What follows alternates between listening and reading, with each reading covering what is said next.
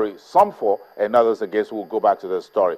Now, the power distribution firms yesterday at a meeting in Abuja says, quote, we are not able or we can't meet our payment obligations to the Nigerian government. That's the story we're putting out there for you. These are some of the stories affecting Nigeria's competitiveness. So let's get to talk a little bit more about the state of the economy and the competitiveness of Africa's largest economy under a tight fiscal environment we found ourselves. Matthias Chika Mordi is joining us from Washington, D.C. He is the CEO of the agency responsible for monitoring and enhancing Nigeria's competitiveness.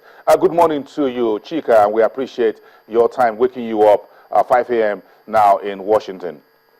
Good morning. How are you We appreciate your time. Sorry for doing this to you quite early.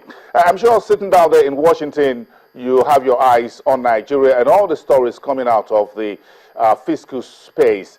Your business as the CEO of NCCN is to monitor and enhance Nigeria's competitiveness. How do all these stories fit into your thoughts about where the country is at the moment and what lies ahead in terms of its competitiveness within the Africa's economy? I think the stories are not surprising, and they are a manifestation of the events of the past few months. As you know, it's always difficult to have an election year, especially in an economy, in a democracy that's developing. Fortunately, it turned out to be very good result in the sense of the transition. So we had a difficult election year like any other election year, but that was exacerbated by the oil crisis. You know, the drop in oil prices exacerbated that. And so what you're seeing now is trickling in of those challenges that we faced. But I think I like to look at it from a more fundamental perspective. And the fundamentals for Nigeria are still very strong.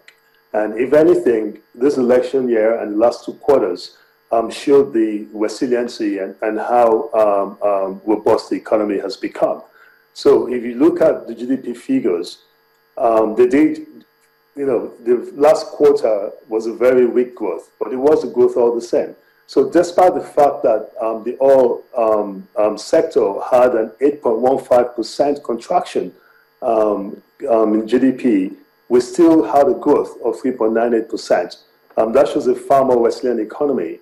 And that was possible because oil now contributes just about 10.5% of overall GDP, a much better situation from a diversification perspective than it was, say, even 5 years ago. You're sounding really positive. In the last few days, Renaissance Capital revised Nigeria's growth expectations for 2015 to 3.4%. Some of the companies on the market here are turning in negative numbers. Nigerian breweries, Transco, for example, Stanbic IBTC is coming in with very weak numbers as well for the first half of the year. But you says our competitiveness is not under threat. Yes or no? It's not under threat long-term, medium-term.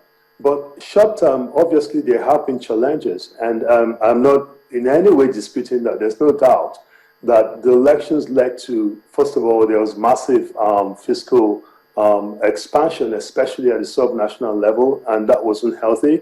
There was a reduction in spending power because civil servants were owed salaries. We saw the effect of the oil price drop on foreign exchange rates and in terms of the naira depreciating. All of these things had a knock-on effect, both on aggregate demand and in terms of the cost of production of businesses in the country. But my point is, they are short-term, and in many ways, they could have been worse. Right, but what I believe we're facing now, and which we expect the government will move very quickly to correct, is to take away the uncertainty that is driving not just volatility, that is crippling consumer confidence, is affecting investor confidence, and it's also, failing to give the clarity of fiscal policy that needs to complement the monetary policy that central bank does. So my point is, medium term, long term, the fundamentals are right, but short term, we're having the knock-on effect of an election, of the oil price shock, as it were, the change in the prices, as well as obviously the teething problems of the new government, which is yet to appoint a cabinet. You've mentioned a few things coming out from the fiscal space, but directly from the office of the CEO, the President Muhammadu Buhari himself, what do you think are the few things that he should hit the ground running and doing to keep Nigeria's competitiveness in place? Don't forget, pretty soon the World Bank, the IMF, and a few other institutions will start, the OECD, will start releasing 2015 competitiveness indicators for Nigeria, and I'm sure that's when folks like you will get into that argument that we always have every time about whether those numbers were right and correct for Nigeria. Well, there is a lot on the plate of the new president, and if I could give my personal opinion, I think the first short term, the first steps that have to be taken is to eliminate the uncertainty that is plaguing the markets. When you look at the capital market and you see the way the drop is hard year to date, in real terms is much worse than the nominal terms.